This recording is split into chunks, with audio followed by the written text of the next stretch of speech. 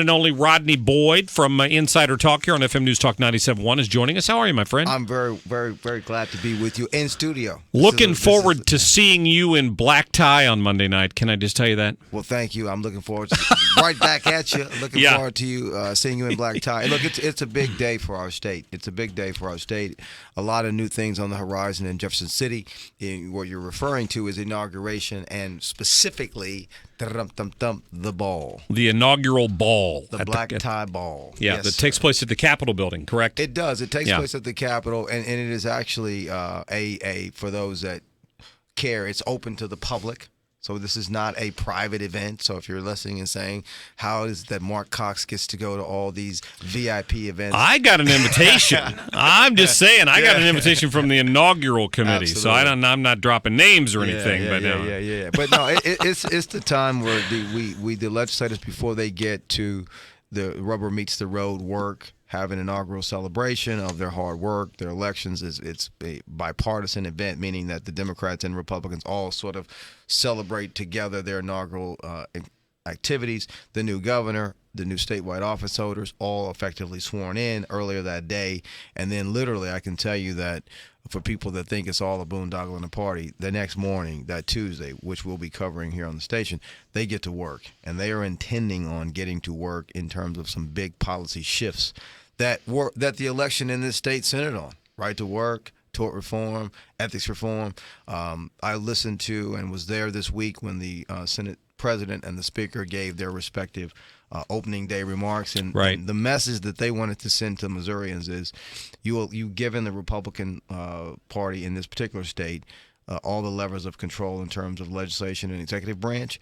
We're going to pull them. We're going to pull them decisively. We're going to create, in their perspective, a framework for the state to be more business friendly, more legally viable for businesses, and they're going to deal with some of the ethical hiccups that people have just been really asking for. So Rodney, I don't want to put you on the spot here, but Frank Ladd, my assistant producer, probably put this best yesterday.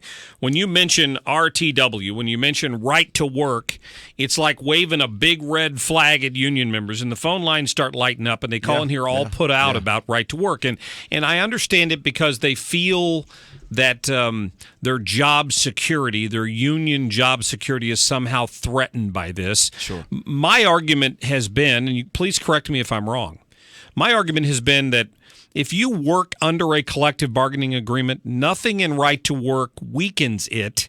The company can't suddenly come back and decide that they're not going to have a union because all the federal laws are still in place. What this means is that when Missouri goes out to market itself, correct, it markets itself as a right-to-work state. So if a company's thinking about locating here, they know that they might not have to deal with the additional pressure of a it's interesting that collective bargaining agreement. Mark, it's interesting how you frame that up. That is an aspect of the conversation that gets probably the least attention. And what you're talking about is there are companies that will not, no matter what workforce, no matter what education structure, no matter what assets, they will not look at Missouri because we're not a right-to-work state. They look at the bordering states that are right-to-work, and they move their facilities there. Look, the union members have made it clear that they see this right-to-work effort, which was the result of the vote of the people of the state, overwhelmingly by electing Governor Grietens. They see this as an anti-union, sort of bust up the union vote, and that's the position that they hold, and that's what they're fighting, and they're going to keep fighting that. Other people see it differently. Other people see it as an opportunity to attract industry to the state. The unions don't disappear because of right to work, but it becomes much more focused on a different matrix of how unions operate, right? So I had this conversation with some folks who were very upset about right to work just this week in Jeff City. And the conversation floated to, now they're worried that there are people who will get the benefits of union negotiation without paying the dues. It's not fair. It changes the way they do their business. And they didn't think it was fair they don't think it's fair for the state to put that new framework over them. Unfortunately, election results are what they are. Right to work has been something that this legislature has passed a couple times.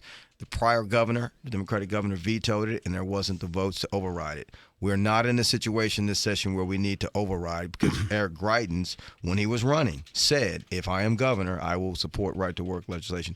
So the arguments are going to give way to the political results. And look, at the end of the day, one of the things that's interesting, and the people who are anti-right to work and the union folks who really are going to fight this tooth and nail, they've heard this and they don't agree with it. But there are a lot of people that have said publicly in hearings in Jeff City that there are a number of states, Michigan, Wisconsin, that have become right to work. And their point is, in those states, the unions, in some respects, the unions have survived and they've reformatted themselves to focus their efforts differently. So we won't know how it's going to play out in Missouri because we're our own state unique until we get through the process. I know that there are a lot of folks who listen to the show who are out there who are union families that think this is wrong for Missouri.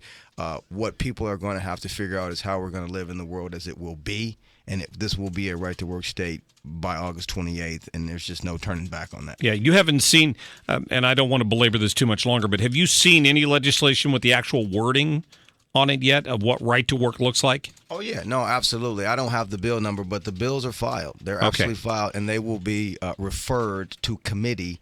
And there'll be a lot of heat on this. I'll come back on. We'll talk about it. There will be hearings on this legislation that's been filed in the immediate future, and so it's going to cause a lot of. You'll see it in the national news, local news. Folks will be up in Jeff City covering the debate. This issue is new for Missouri. It's not new for other states, and so we will continue to talk about it on your show as we move forward. Thank you for that, Rodney Boyd joining us right now, and to the mayor's race real quick. I know the deadline is now passed, correct? Well, it's today. Today's the deadline. 5 o'clock today, we will know who the folks are that are vying to replace Francis Slay after his 16 years. Yeah. Unprecedented 16 years. And I know a lot of people say, well, that's the city. But as you and I both know, the city is sort of the anchor of the region. And the perceptions and what happens in the city colors the entire region. So you can't get around it. So it does, in some respects, matter who's running this city government because it casts a broad reflection over the entire region. Well, I'm looking forward to a longer discussion with you about that. Today, State Senator Jamila Nasheed announced she will not be running despite speculation because she needs to stay in Jeff City and fight extreme right-wing forces that seek to undermine the will and the rights of the people.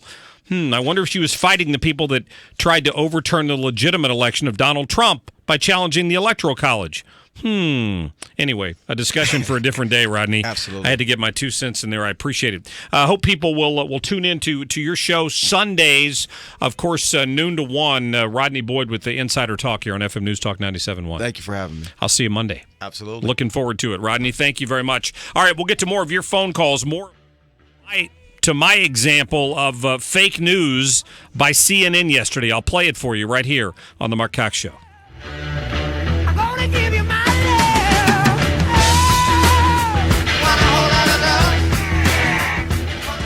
love. This hour of The Mark Cox Show brought to you by Naputi Wellness. Catch Dr. Eric every Sunday at 3 on Wellness Matters. NaputiWellnessCenter.com. Hidden Valley Ski Resort, located in Wildwood, Missouri.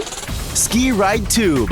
HiddenValleySki.com. Experience the fun of Hidden Valley Ski. Fresh air, music, a bar, food. It's all at Hidden Valley Ski. Ski Ride Tube. Winter Classics happen daily at Hidden Valley Ski. Midnight Ski, College Wednesdays.